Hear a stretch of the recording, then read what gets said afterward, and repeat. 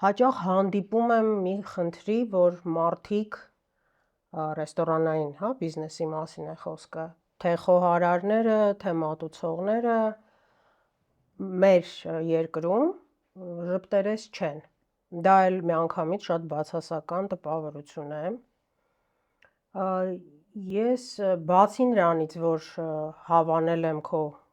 պատրաստած ուտեստները, ես սրտանց եմ ասում, շատ ինձ համար կարևոր էր, երբ անձամբ, հա, դու ունես այդ սովորությունը, դու դուրս ես գալիս սրահ, բարևում ես եւ հարցնում ես ինչպես եք, հավանեցիք եւ այլն, բայց այդ ամենը իսկապես արվում է չափի մեջ,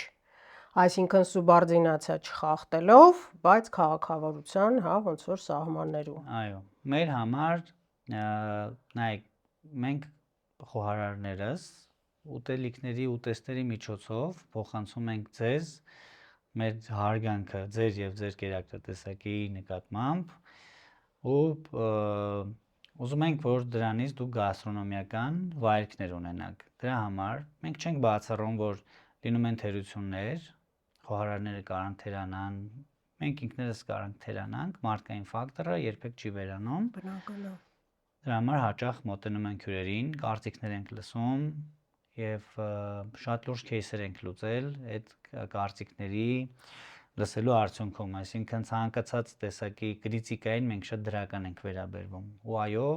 ունեցել ենք խնդիրներ, հյուրեր շփվելու արդյունքում լուծել ենք, շնորհակալություն ենք հայտնել։ Չենք սիրում անտարբեր հյուրերին,